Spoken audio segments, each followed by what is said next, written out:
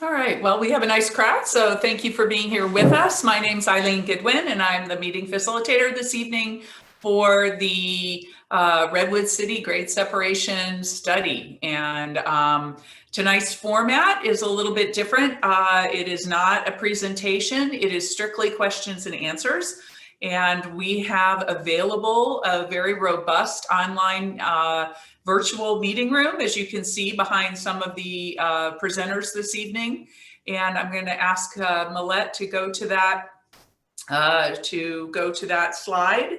And we would hope that you will have already visited this website, and the address, if you have not, is rwctransitplan.com.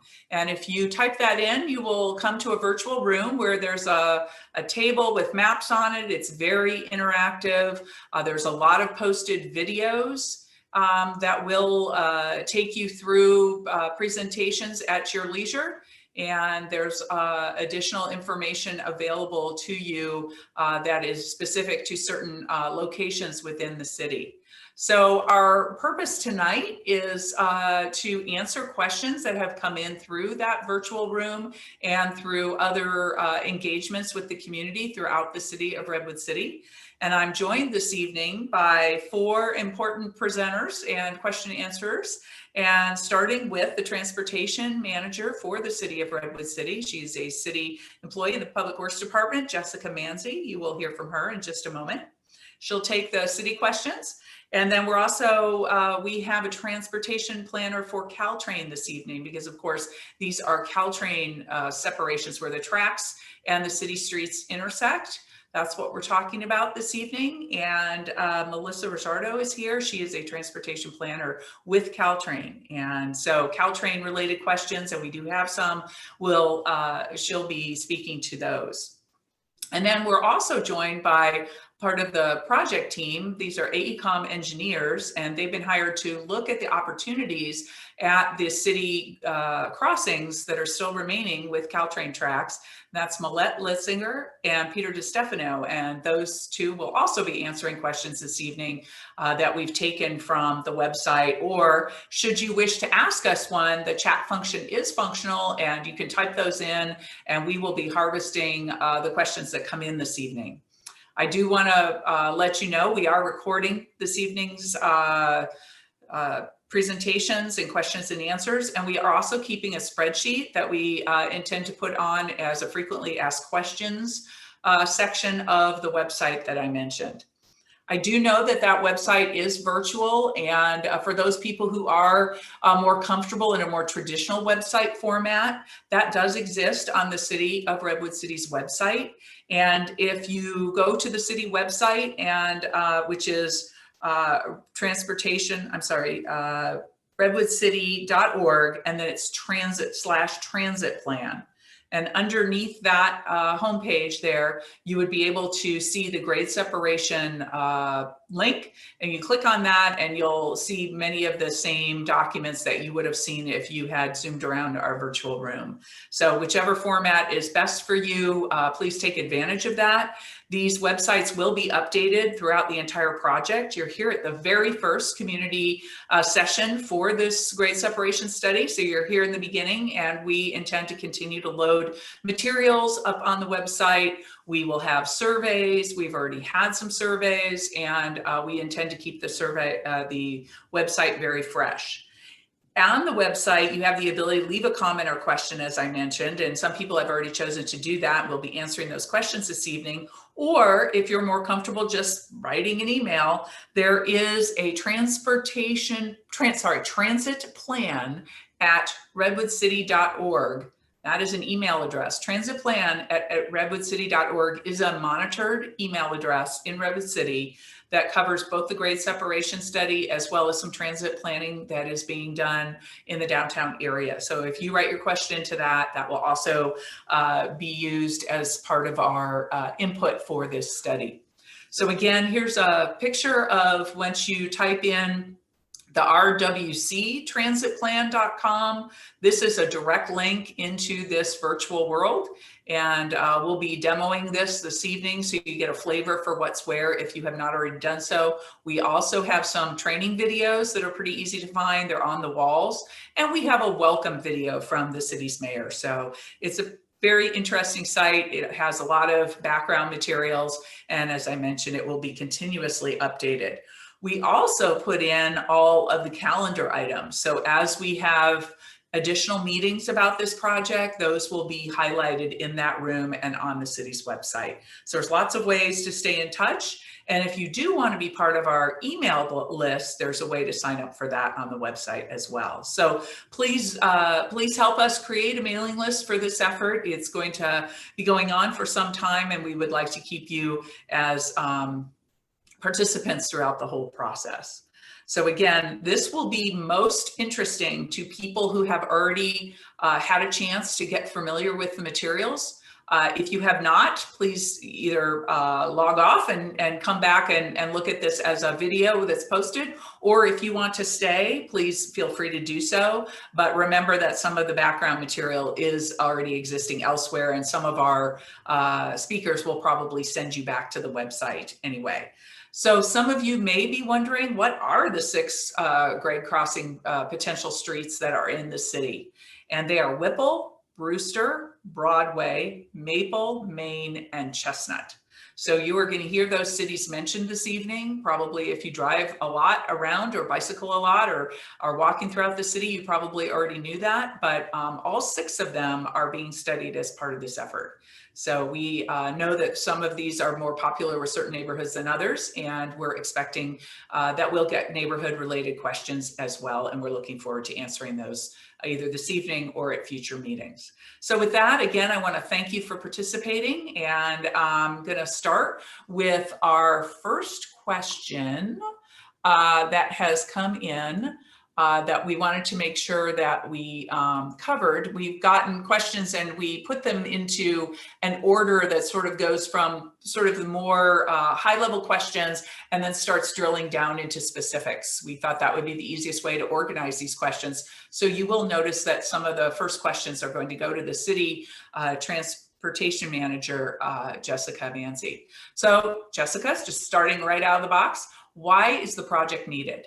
That's a popular question, and especially in these times when a lot of things are being relooked at. So if you could let our folks know why the city would still be undertaking such a big plan at this time. Great, thanks, Eileen. So a grade separation project in Redwood City is going to reduce the barrier that's created here by the railroad tracks and create opportunities for increased transit service. So grade separations increase connectivity and safety and can reduce congestion and train horn noises.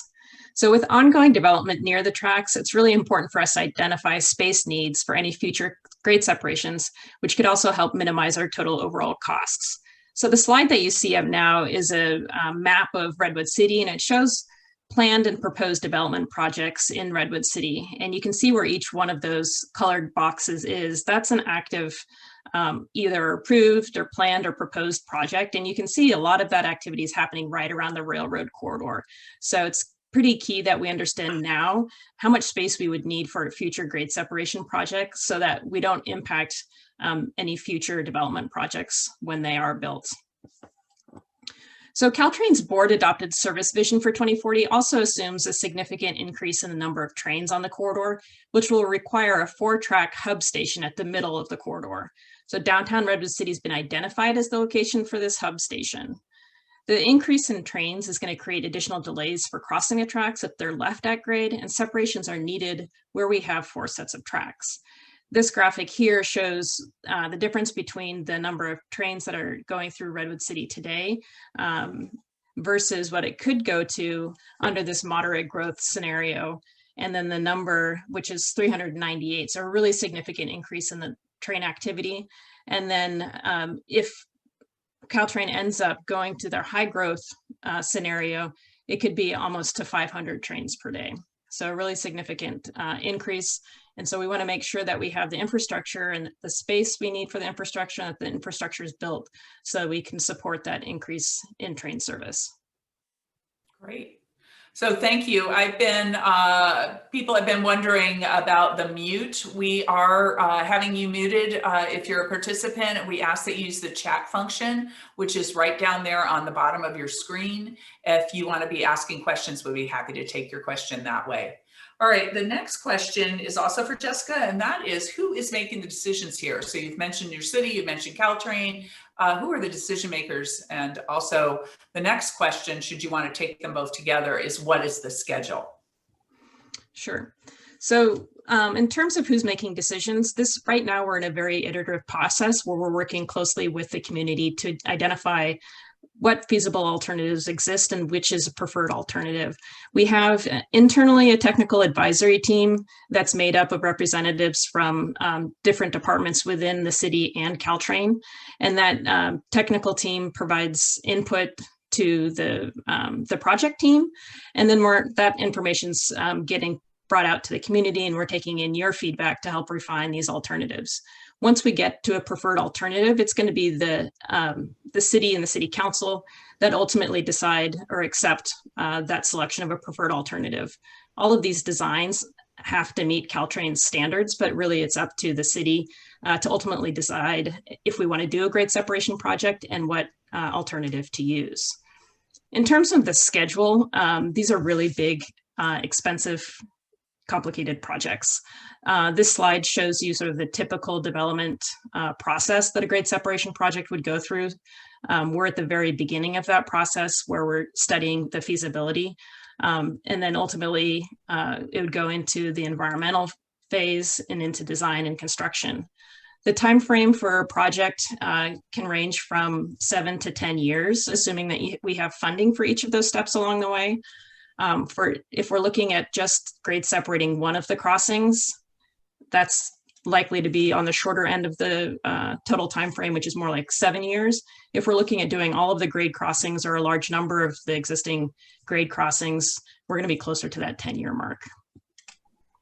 Great, thank you.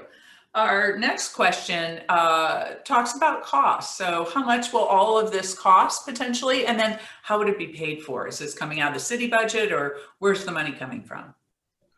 Sure, I'll start with that and then I'll let Melissa add some to it. So project costs haven't been estimated at this early state yet. That said, when you look at some of the recent grade separation projects in the area as a reference, the cost to separate a single at-grade crossing is easily hundreds of millions of dollars, while a project that separates all of our grade crossings could easily cost over $1 billion. Combining multiple crossings into a single project reduces the costs by limiting the number of times that we have to build temporary tracks, which are a very big part of the cost of these projects. So Melissa, do you want to talk a little bit about the funding? Sure, thanks, Jessica. So there's some grade separation funding available via San Mateo County's Measure W, which was passed a couple years ago. But certainly given the high cost of these potential projects, we're gonna have to identify some additional funding.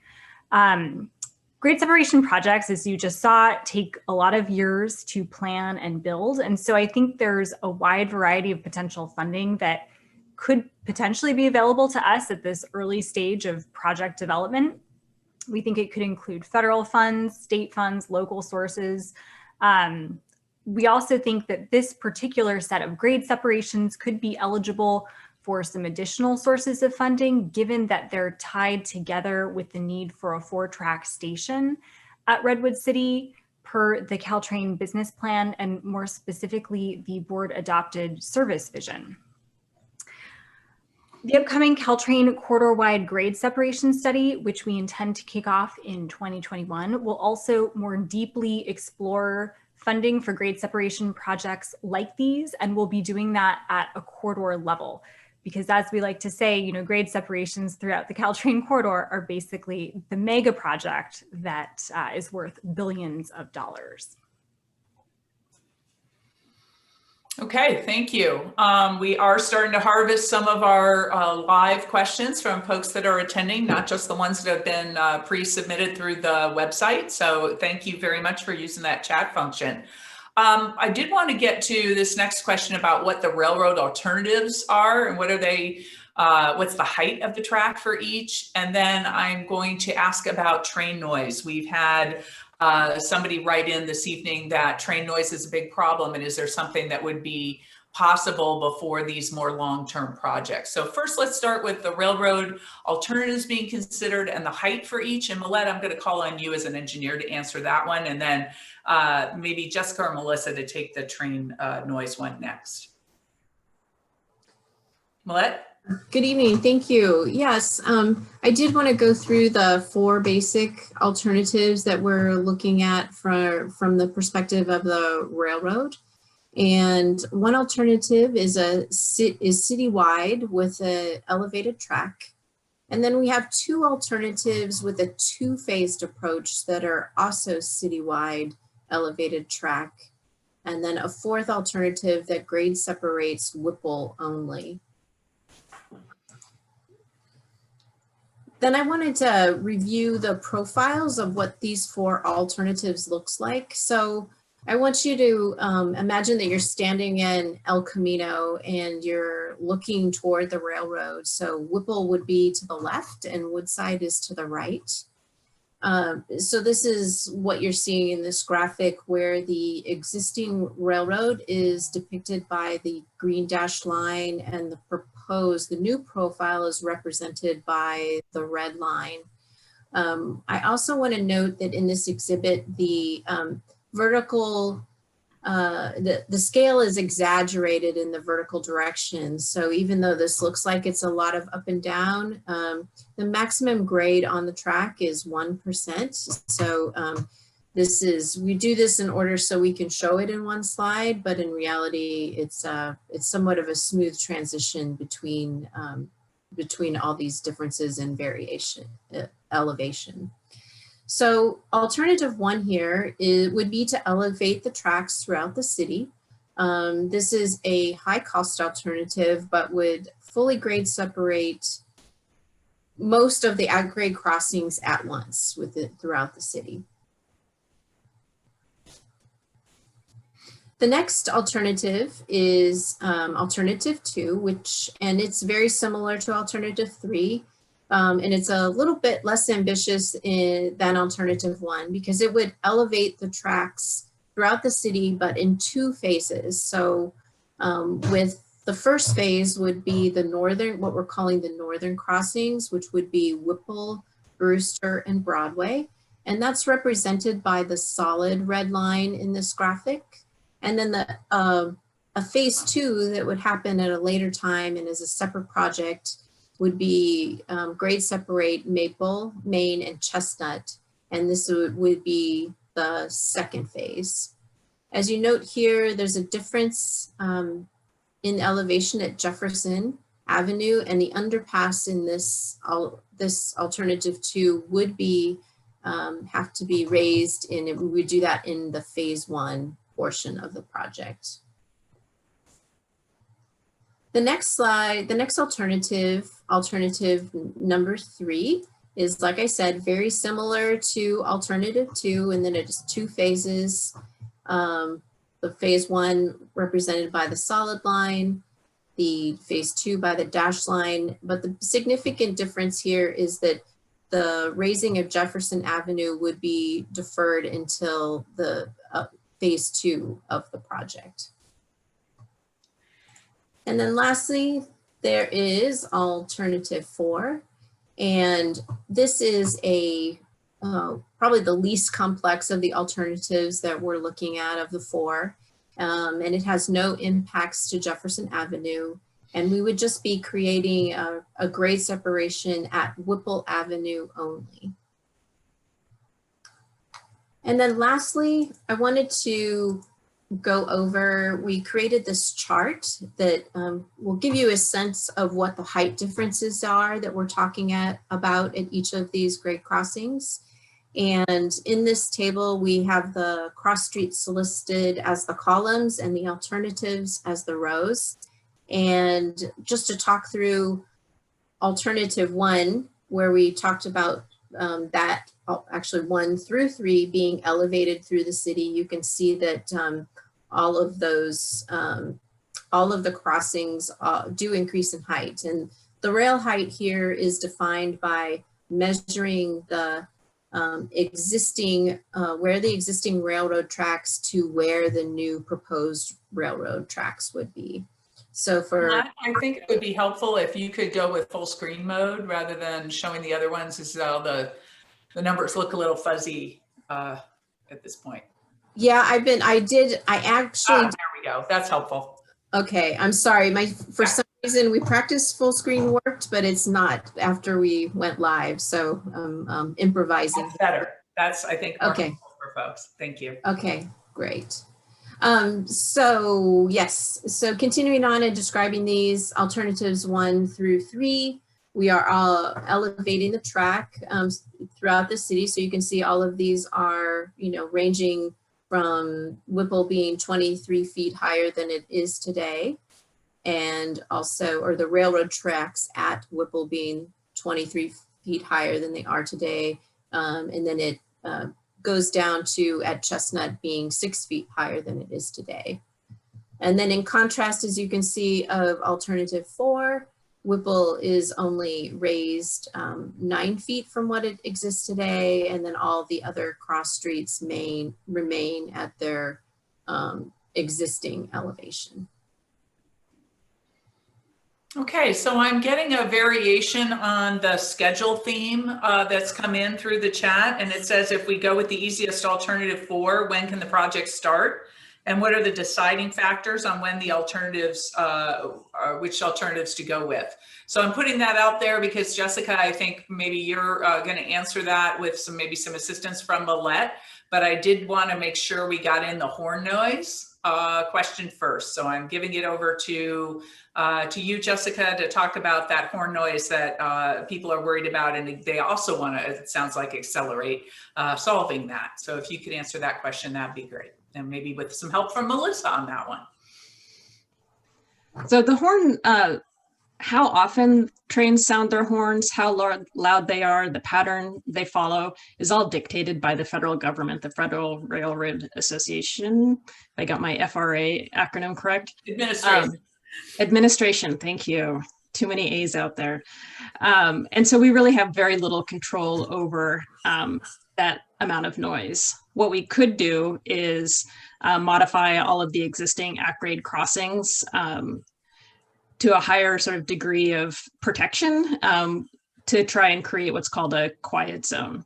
So at this point, we're not planning on doing that until we've gone through this planning effort to understand what our long-term strategy is for the grade separations. After we've gone through this process and have a better sense of where we're going long-term, then we can sort of revisit this question about whether it makes sense to invest in these intersection upgrades now, or if it's best to focus our energies and funding on doing the permanent grade separation work. And I think that's a great segue into the question that came in from Wendy, which is, if we go with the easiest alternative, when could that project start? And what are the factors that go into that? Which is somewhat of a variation on your schedule answer, but more specific about, I think, trying to distinguish between the alternatives and is simpler better just to get things moving? Yeah, so it's not always so simple. If you look at it just from a schedule perspective, if we go with the alternative 4, which is the Whipple only option, like I said in the schedule response, we're looking more at sort of a 7-year time frame as opposed to what might be more like 10 years if we go with separating multiple crossings initially.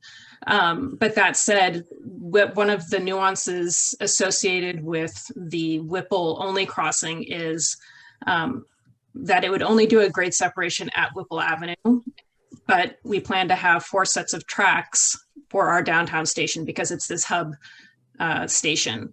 And so if we have 4 sets of tracks that are crossing both Broadway and Brewster streets, those streets would have to be closed to traffic.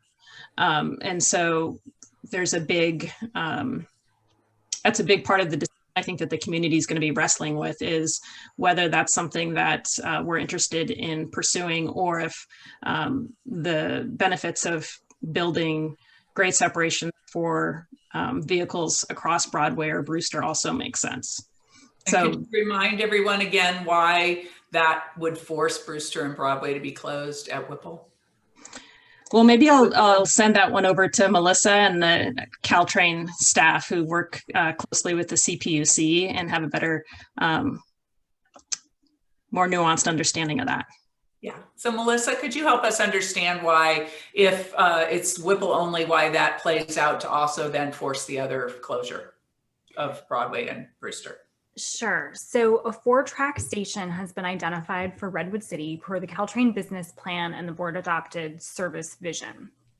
So where the station would likely be located is right spanning Brewster and Broadway. And so if we're just pursuing a Whipple only grade SEP, that means we would be at grade at Brewster and Broadway. So it'd be a 4-track station at grade. And so the really key point here is that while there's no regulation that specifically prohibits 4 mainline tracks at grade, modifying that crossing to add 2 mainline tracks to the 2 that exist today, we'd have to go through an authorization process, a formal application process with the CPUC, who would likely protest that 4-track at grade segment, primarily for safety reasons. So it's not something that we'd recommend for safety, especially in a downtown area like Redwood City.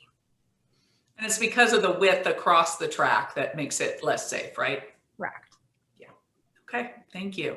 Well, we talked a little about noise impacts, and I think that probably came from the neighbors mostly, but also we've had a question about potential impacts to downtown businesses. And Peter, I know you've looked at the right-of-way and all the nuances in the downtown area, so I'm going to throw this question to you. If you could explain what potential impacts there may or may not be in the downtown area, specifically to some of those business properties.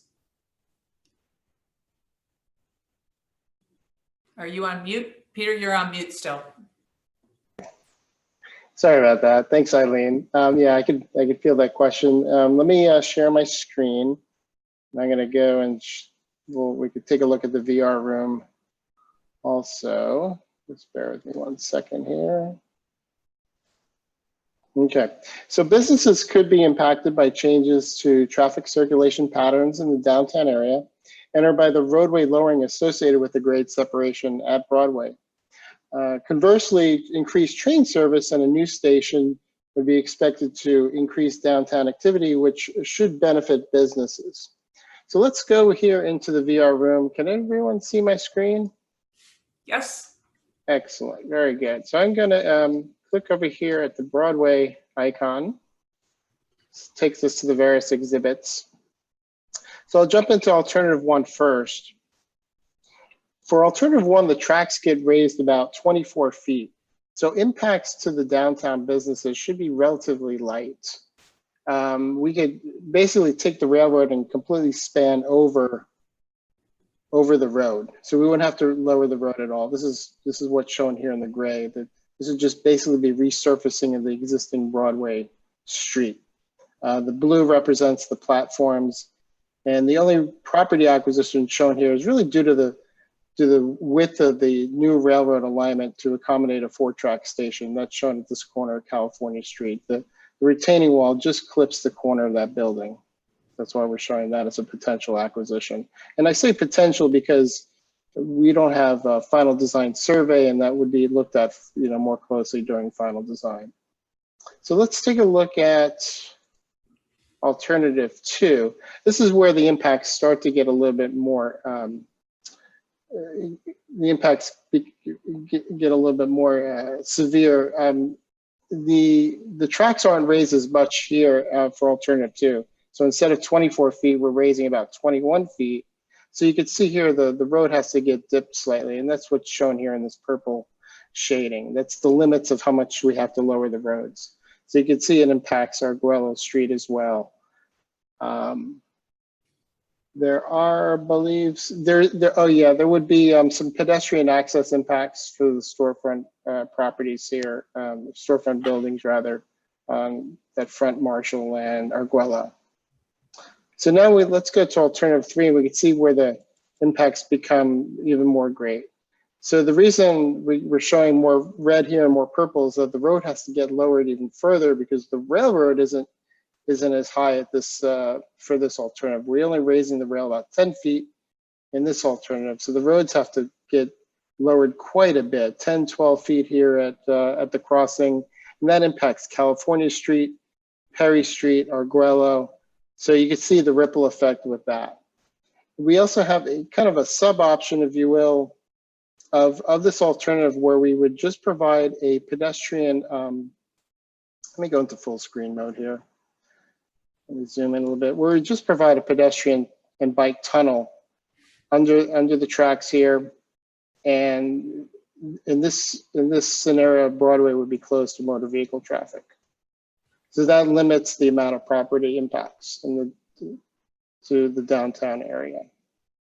And then lastly, for alternative 4, the impact should be relatively minor. This is where the railroad remains at grade. There'll be a 4-track station, and this is where both Brewster and, kind of what Melissa was just talking about earlier, both Brewster and Broadway would be closed to motor vehicle traffic due to that at grade condition of 4 tracks. Okay, thanks, Peter. And I think we need to ask you as a follow-up, because we've had the follow-up, whether or not there's similar impacts in residential parts of the city as well. If you would explain those, I think that would be helpful. Absolutely, sure.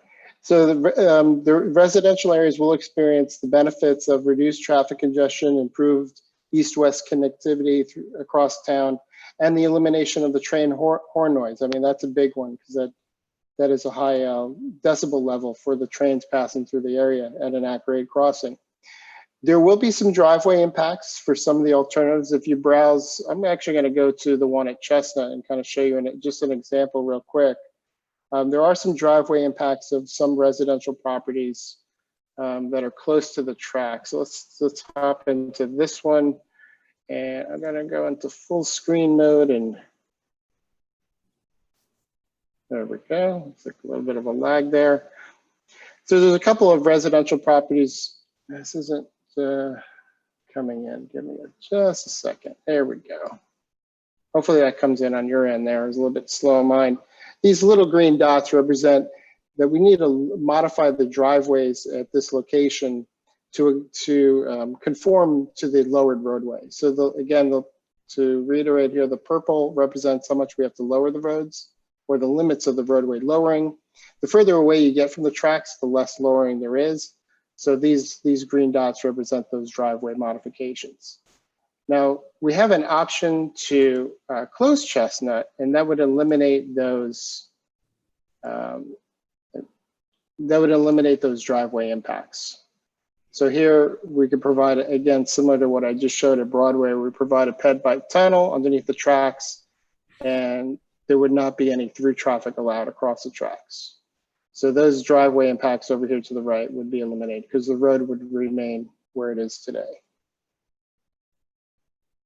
Okay, thank you. And I'm glad you brought up train noise, because we did have a follow-up question from the person who asked the first question, which is, can you touch on what the process and timeline is with a quiet zone option, and kind of how does it work? So Melissa or Jessica, can you answer that tonight, or not?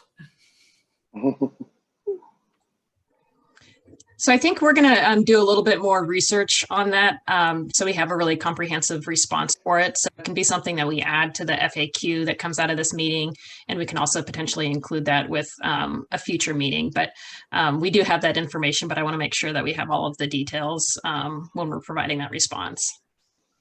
And I know from work in other cities, it doesn't always get approved. And anyway, it's not a slam dunk, because I've worked on other community meetings in other places where that was the hot topic. So I think that having that as part of the check back into the virtual room or the website, where we will be posting all these questions and all these answers and sending links and sending information.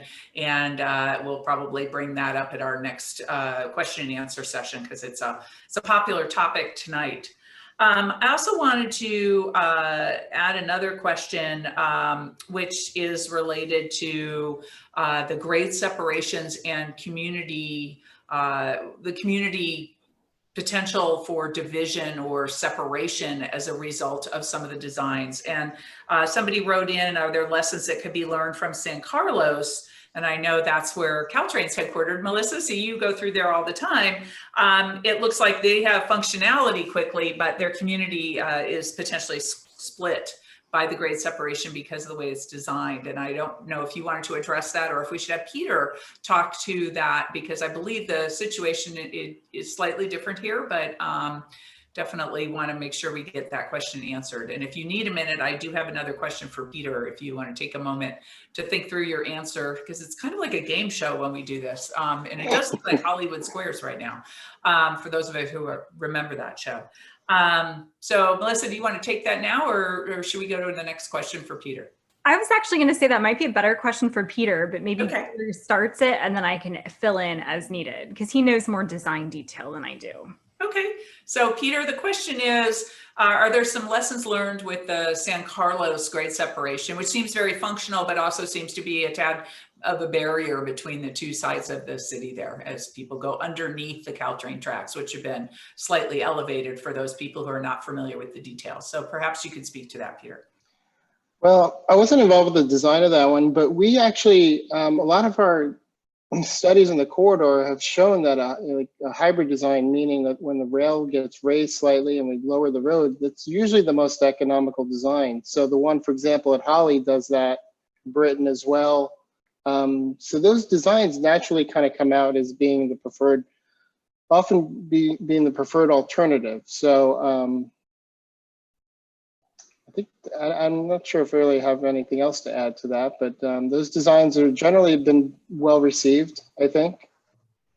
And we could also bring in some more examples, I think, in a future session, because the San Carlos one, which I am familiar with, is sitting up on bermed landscaped hills, so to speak, for the layperson, whereas perhaps there's some other more transparent designs that also, you know, would maybe feel a little bit less like a barrier. So I think that's a great thing that we could be learning from, and we could bring that back to the next session.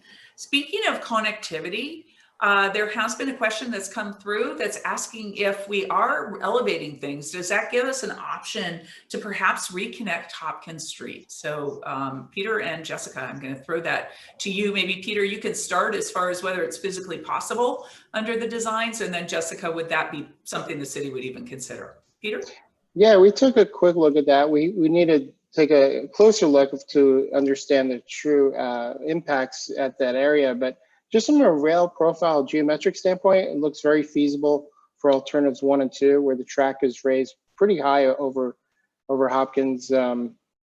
So that looks very doable. For alternatives 3 and 4, it becomes a little more challenging because whether it's a ped bike tunnel or motor vehicle roadway that connects, there would be some lowering of some excavation of the terrain to get underneath the tracks there.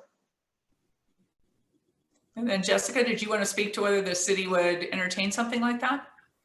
Yeah, so I'll take it a little bit higher level, but at least initially. So our focus right now has been on studying what happens in each of the existing six at-grade crossings. But we can explore the possibility of reconnecting streets that have been closed at the railroad tracks in the past. So if there are locations that you think should be prioritized for this, let us know by emailing transitplan@redwoodcity.org. Like you mentioned, we have heard specifically about an interest in reconnecting Hopkins, but where road closures are being considered as part of the project, such as at Broadway, Maple, and Chestnut, we're definitely presenting design options where we provide a bike and pedestrian uncrossing as part of the alternatives that we're considering. I think fundamentally adding more crossing is under the tracks are just going to increase the cost of the project. So, you know, as we go through this process, we'll want to hear from the community on where you think additional connectivity is needed. And then as we go along, we can study a little bit more what the impacts of adding new crossings might be and how feasible they are. So definitely something that we can consider, but look to the community to provide some more feedback on where they might want additional crossings.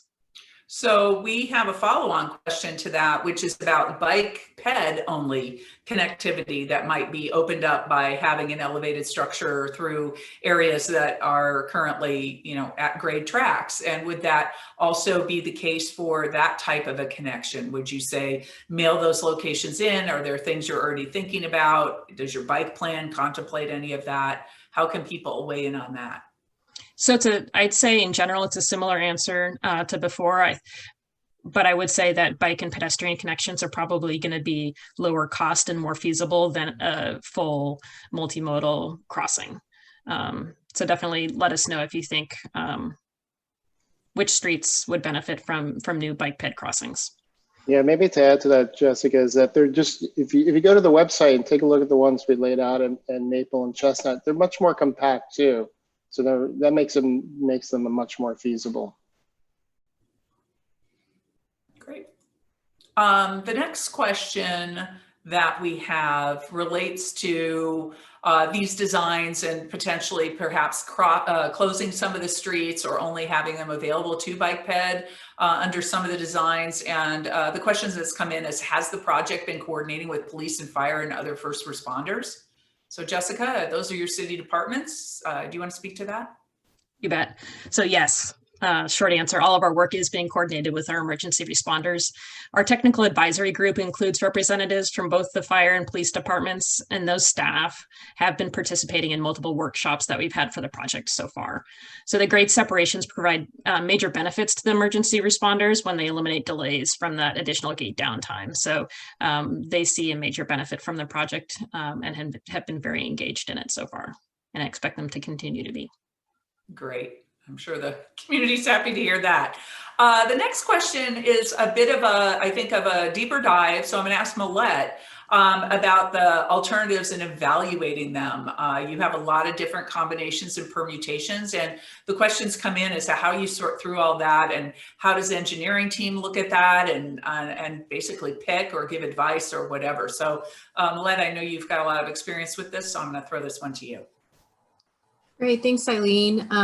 I'm going to ask Peter also to pull up the virtual room again too, because we have summarized or how we're evaluating the alternatives in an evaluation matrix.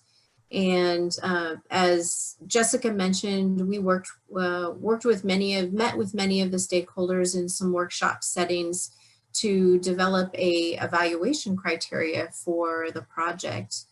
And this table here is a summary of how we've started to look at the four alternatives. So if you look, the first column on the left lists all the criteria that we are going to compare the alternatives against.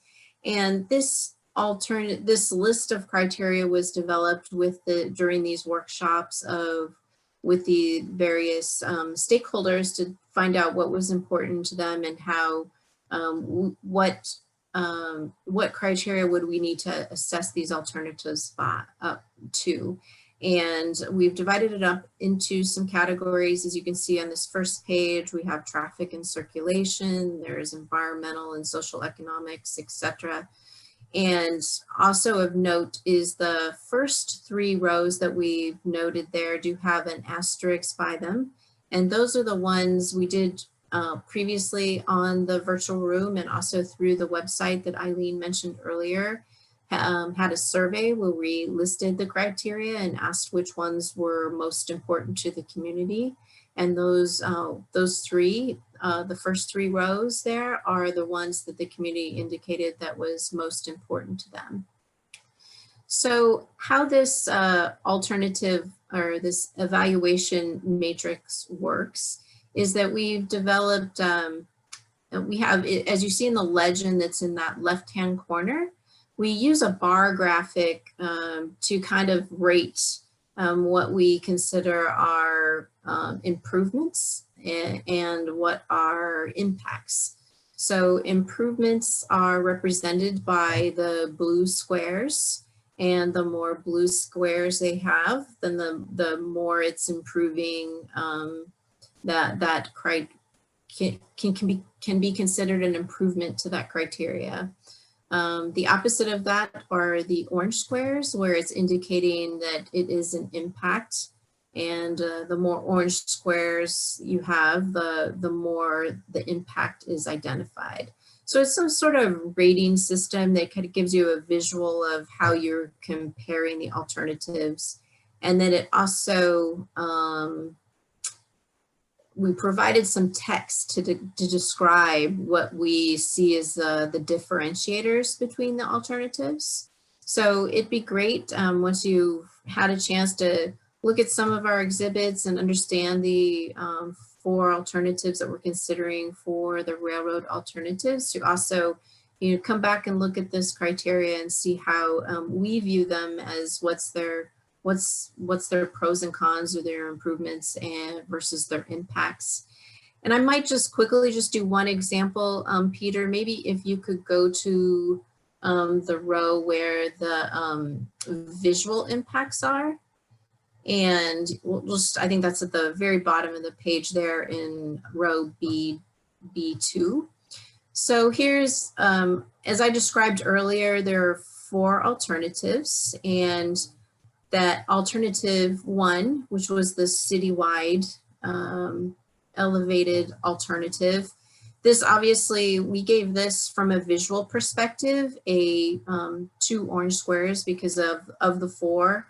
We also are, when we're ranking them, we're comparing them between the 4 alternatives. And of the 4, that one has the greatest impact as far as having the elevated structure throughout. When we looked at alternatives 2 and 3, which I had described as being a phased project with doing things in 1 phase versus 2. Again, this ultimately would be a citywide, all the grade crossings would be elevated through the city, but it would be in 2 pieces with a time period in between. So we rated these as like 1.5 orange squares because it wasn't as impactful as alternative 1 when it's compared to alternative 1. And then lastly, alternative 4, where we had, where we're grade separating Whipple only. Obviously, that's the shortest length of elevated tracks. So it only has a, compared to the other 3 alternatives, we only gave it 1 orange square as an impact. Also on our legend, I didn't note this, but there is the middle square is what we considered like neutral. So it wasn't really, it was probably no change. It wasn't an impact or wasn't an improvement. It was neutral. So yeah, we have some time, go in and take a look at that and let us know what your thoughts are. So thanks, Millette. I'm glad you made the distinction that this is the 4 build alternatives arrayed against each other. Our next question, which I'll get to in just a minute, talks about why we're not talking about doing nothing or do no build. Before I get there, though, I do want to just clarify that the survey you were talking about that was asking about community priorities was the same survey that if people were watching us this evening that live in town was actually mailed out to everybody and also distributed through the school system and the senior program, et cetera. So those were the same questions if you filled out a paper survey, which many people did do, or if you went online and gave us your rankings of that. That's all factoring into that matrix that Millette mentioned. And then also just to clarify, a lot of people use the term stakeholder to mean just community members. And I think in the way you were using that stakeholder as to who you have been meeting with were more the staff at Caltrain and the staff at the city and various divisions that aren't as intimately involved as the Public Works Department or the planners at Caltrain, but still, needed to weigh in early about various things. Isn't that correct? Yes, that's correct. Thank you for clarifying that. Yeah, great. So Jessica, could you talk a little bit about why we're not doing a lot of talking about doing nothing or just leaving everything as it is as we talk this evening about leaving, just leaving at grade and let the gate downtime happen? Sure. Well, I think a basic answer is this is the grade separation feasibility study. So the point of this work is to see if we have a feasible grade separation project. And so for that purpose, for that reason, we really are focusing on whether we can come out of this community process and technical process with a preferred grade separation alternative. So if we are able to do that, then this alternative is going to be evaluated against a no-build option when we get into the environmental phase. And at that point, there will be a very detailed analysis across a number of criteria that look at how the no-build performs against the preferred alternative. But again, I think it's important to keep in mind that a no-build does come with costs, because we're expecting train service to increase. And so as the number of trains increases, the amount of time that the gates at the railroad tracks are down increases, and so that increases delays and makes it harder for the community to get across the tracks. So even under the sort of no build scenario, we don't have great elevations, but the community would definitely feel impacts of that choice. And are you doing some traffic studies to sort of put some science behind that? And when might that be available for people to look at? Yeah, so we are analyzing the traffic performance at a number of intersections close to the railroad tracks under existing, well, not existing, pre-COVID traffic numbers, and then comparing those with future 2045 traffic numbers. So that information is going to be up in the virtual room in the next week or so. So you can come back and check that information out as well. And when that's posted, folks that are on our distribution list will be sending out an email when there's new content there, so that you know.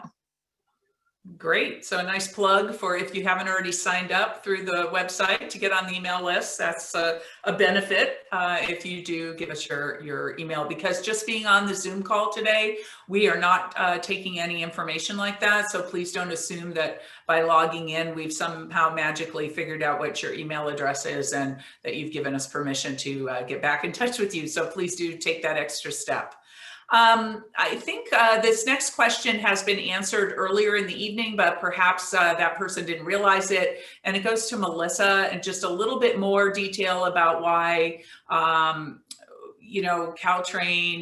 the at-grade crossing at a 4-track segment or station, again, why is that so different than the other places where we have more options? So why is 4-track different than 2-track is really the question.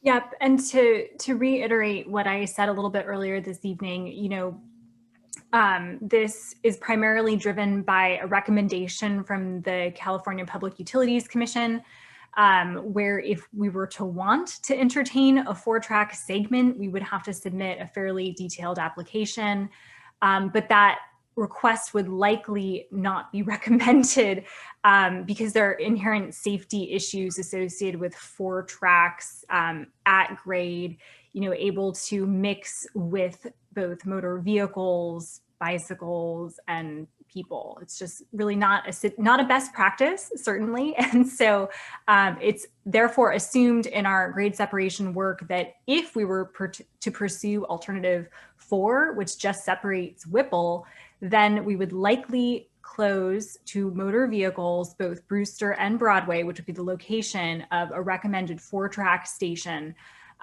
per the Caltrain business plan and per the board adopted moderate growth scenario. Thanks, Melissa. I am getting a couple more questions in. Again, we have a couple more to go, but if you're thinking about asking a question, please start putting that in the chat so that we can make sure that we get your question answered this evening, because we only have a few left. So if you are thinking about it, please add some more questions. So the next question is also to you, Melissa. It's about Caltrain ridership being decreased during the COVID times.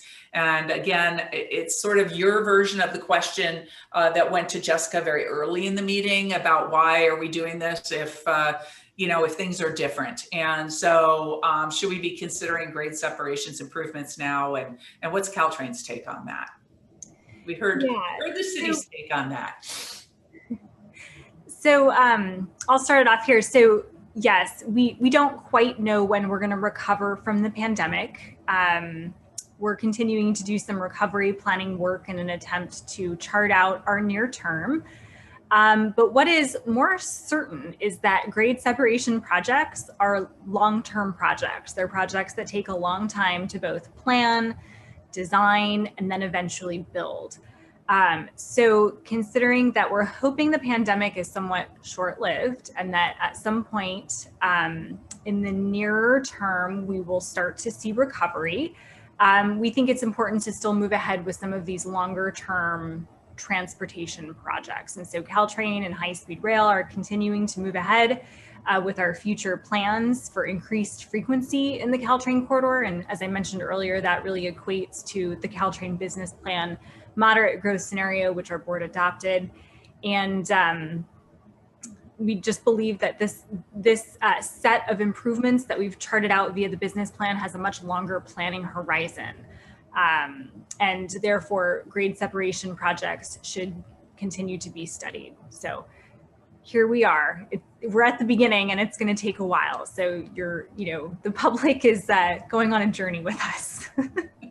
Thanks, Melissa. All right, I have a new question here about planning and some of the development that I'm going to give to Jessica in just a minute, but I want to give her a chance to pull her thoughts together. The question is, thinking about Maple and Chestnut, how is the city engaging with Greystar as they develop their plans for South Main? It seems to be moving ahead with designs while the city is still assessing options. So while you're thinking of that coordination answer, I am going to do a follow-up with Millette.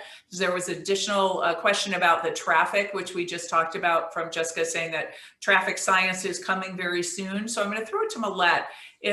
How will that traffic end up on the matrix, and how do you as engineers deal with that information as part of the evaluation? Millette?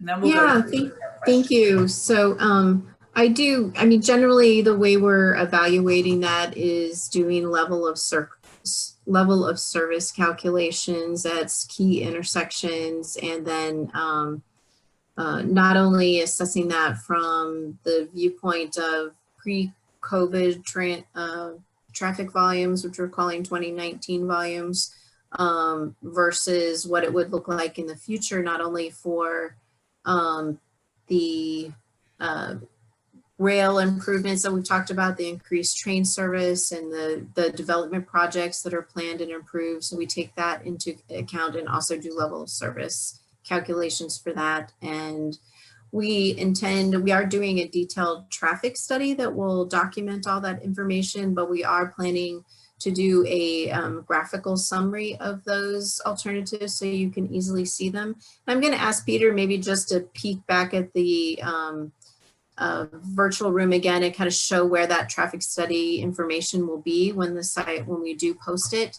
And then also I would note, yes, it's of the kiosk there on the right side, it's going to be on the bottom one.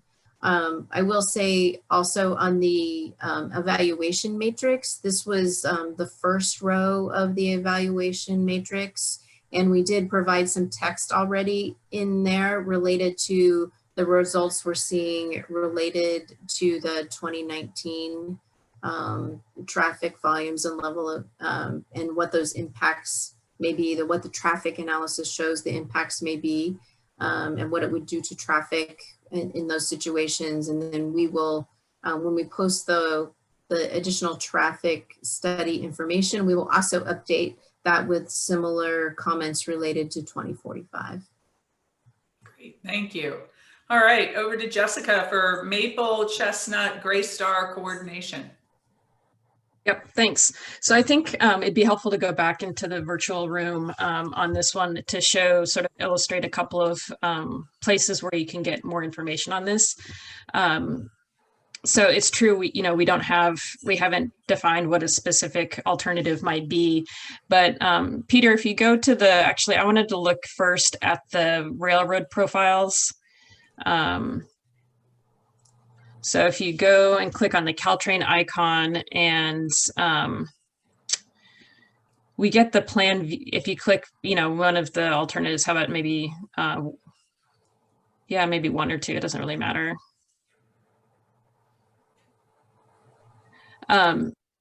So the upper image on this graphic is an aerial of the corridor, and it shows where the new tracks would be located.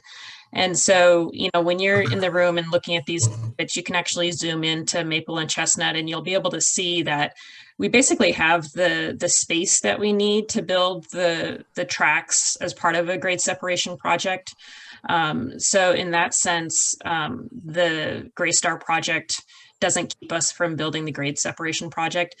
So that's one piece of the answer. And then if you exit out of there, Peter, and then we can go to Chestnut. So the other piece is, well, what happens to the streets like Maple and Chestnut near the Gray Star site? So yeah, why don't you just click on one of those? So these exhibits here, when you're looking at them, show what the grade separation would look like relative, and it has that's the Gray Star project shown in it. So at this point, you can see the exhibits and see how the two would interact. As the Gray Star project is working on their design, we're going to continue coordinating with them to make sure the way that they're designing some of the details would be as compatible as it can be with a future grade separation project. So we are already taking into account their plans, and that's just going to continue to be a process to make sure that we're minimizing any changes to the infrastructure that they're putting in that would have to happen as part of a grade separation project. Great. Okay, I'm getting some questions about coordination and relationships between some of the other rail activities. And one of the questions is about how does all of this effort relate to plans for high-speed rail? And then the other question, and maybe I'm going to throw this maybe to Melissa, is how does the timeline that people are working on for this whole effort of grade separation studies and potential construction projects fit into when Caltrain would be increasing all this gate downtime? So how does that relate to high-speed rail, and how does that relate to your business plan and the timing of all of these things coming together? Yeah, thanks, Eileen. So in terms of high-speed rail, all of Caltrain's future planning, our long-term service vision, is predicated on our agreements with high-speed rail and high-speed rail service coming to fruition on the corridor. So the moderate growth service vision that's board adopted, which I mentioned earlier, absolutely considers high-speed rail service on the corridor. What that service vision is 8 Caltrain trains per direction per hour, in addition to 4 high-speed rail trains per direction per hour. So all of the future improvements that would lead to increased gate downtime is a combination of both Caltrain and high-speed rail service. Though I think what's applicable here is that high-speed rail wouldn't stop in Redwood City. It would basically be moving on through. And Redwood City, per the business plan, is envisioned as a 4-track hub station to support both of those services. But what it's really envisioned as is a transfer station, primarily between Caltrain express trains and local trains. So in summary, we're absolutely considering high-speed rail. It's absolutely part of our plans, and it sort of keys into all of this work that we're doing on the grade steps as a result. In terms of timeline, and I think the question was how our grade separation planning work relates to Caltrain's longer term service vision. Our long-term service vision is a long-term service vision. We're looking out to 2040, which seems like a really long ways away, but it takes a very long time to build out these types of transit projects. So to achieve the service levels that I mentioned earlier, Caltrain trains per hour per direction plus 4 high-speed rail. It includes a lot of infrastructure up and down the corridor. It includes changes to our maintenance facilities, our storage facilities. It includes major operational changes for us that will take many, many years to play out. And so what the Caltrain business plan has attempted to do is really chart out a path over time. And so improvements that we can start working on in the nearer term, and then improvements that will help us build out that vision in the longer term. So that's sort of a broad answer to the question, but I hope at least provides some flavor as to where we think we're headed over what is the very long term.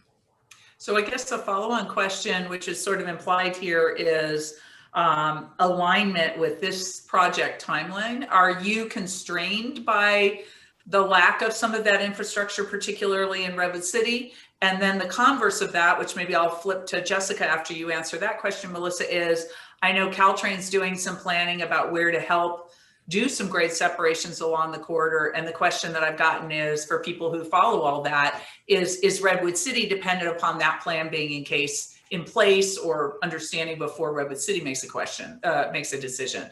So the first question of Melissa is, are you constrained by what's going on in Redwood City right now? So do the timelines have to sync up for more service to happen? And then the second question to Jessica is, are you waiting around for Caltrain to give you some sort of order or guidance or money or whatever before you make a decision? So first to Melissa. So I don't think grade separations necessarily have to happen to enable the Caltrain service, but boy, they'd be helpful, and they'd keep the community from, experiencing increased gate downtimes, and there would of course be increased safety issues that we also worry about. What I want to emphasize here is that there's a real opportunity to pair grade separations in Redwood City with larger Caltrain goals. And what's really key here is the proposed 4-track station in Redwood City that enables more service up and down the corridor. I think it's a key opportunity to sort of integrate those two goals, grade separations plus 4-track station, and potentially, examine the feasibility of building out those projects at the same time, potentially, or in a way that's phased and makes sense.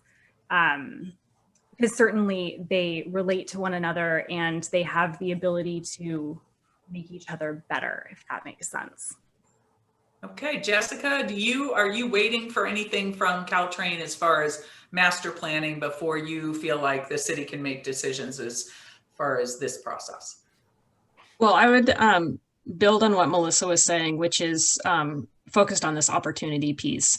As part of the transit district planning work that we're doing right now, we're looking at what density and what mix of land uses makes the most sense in our transit district. But clearly that's the part of our city that is poised to support the most density that we can, especially there's a lot of interest within the community in increasing housing development. So we, to meet our sustainability and mobility goals for the city, we really want to focus that growth and development in downtown as close as possible to the transit centers so that we can count on people taking the train and using transit instead of driving themselves. And I mean, we've certainly found in our citywide transportation plan, when we collected data on how people are getting to and from work when they live downtown or they work downtown, they're much less likely to be driving themselves than if they live somewhere that's farther outside of downtown. So we want to reinforce that sort of the good behavior, because everybody benefits when more people are on the train and not driving around Redwood City. So we definitely see there being just a lot of opportunity by increasing this transit infrastructure in downtown. And associated with that, in order for us to build this 4-track station, we do need more space around the tracks at the station. Right now, we don't have the space that we need to build that station without impacting the CVS and Safeway that are at Sequoia Station today. So, our ability to advance that transit infrastructure really is dependent on redevelopment of the Sequoia Station site and getting more physical space in the downtown, where Greystar is a little bit farther away from the transit station. So, we didn't need as much space. That's not the case with Sequoia Station. We really do need more space. But then the other part of that is, we really started the grade separation work with a focus primarily on the benefits that it would accrue to the community, not so much on the reasons to do it from a transit perspective. So, the community interest in increasing safety, improving connectivity, reducing congestion, those are, key drivers to why we started the study in the first place. And so that really is less tied to the transit improvements. So we see the benefit and the need for the project, both to support transit and mobility, as well as, the community's broader goals. Great, thank you.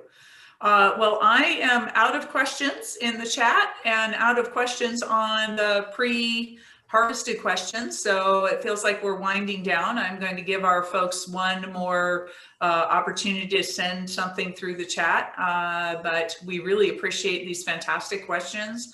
I would just do another little commercial for our virtual room. Hopefully you found that a little bit less scary once you saw how easy it was to just click and things popped up and you could click on them.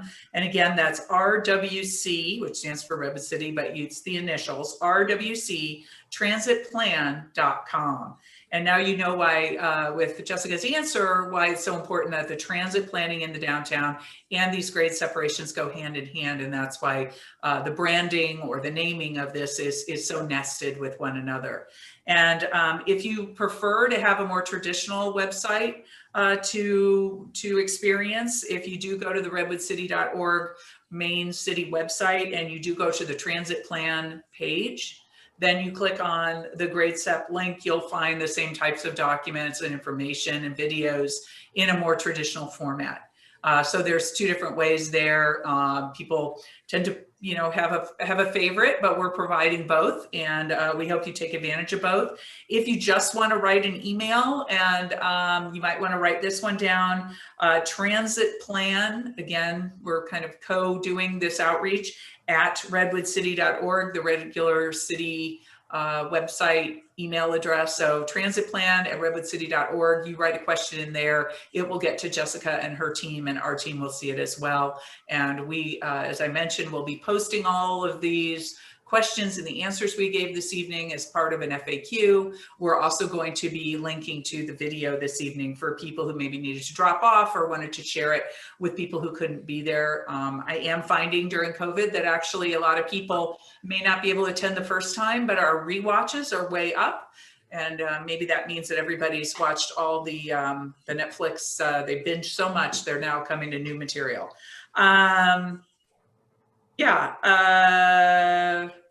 So I think, Melissa, you had something else you wanted to add to your last response about Caltrain planning, and then I think we might stand adjourned.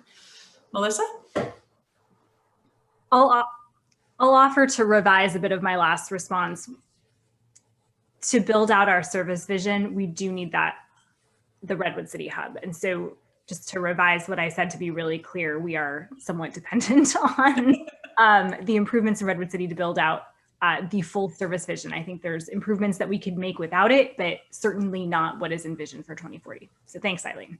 Yeah, you bet. Set the record straight. I did want to make one more announcement before we lose everyone here this evening, and we do appreciate you participating and staying with us throughout the entire program. Some people probably saw that we originally thought we might be doing an additional question and answer session next week. The team has revised that. There will be some new messaging going out to move that into the January timeframe. It's just coming on top of all of the community upset with the COVID lockdown and the holidays, et cetera. And so we really want to make sure we're able to get a big attendance. And so we will be moving our next outreach into the January timeframe. My sense is that traffic impacts and traffic data will probably be a good part of that meeting. So even if you attended tonight, I would encourage you to go back into that website, sign up, and we'll let you know when the January meeting is so that we can do a deeper dive on some of the traffic specifics that we didn't get a chance to get to this evening. But I think we covered a lot of the big topics, and we really, really appreciate your attendance. And I'm going to throw it to Jessica to adjourn the session as our city rep and host. Thanks, Eileen. And thank you for joining us. Again, we really do appreciate your coming. Please, talk to your friends, your neighbors, your coworkers, let them know that this information's out here. Encourage them to play around with the information and come up with their own questions so we could submit those, and we'll be answering more questions in January. So we look forward to seeing you then. Thank you, and stay safe.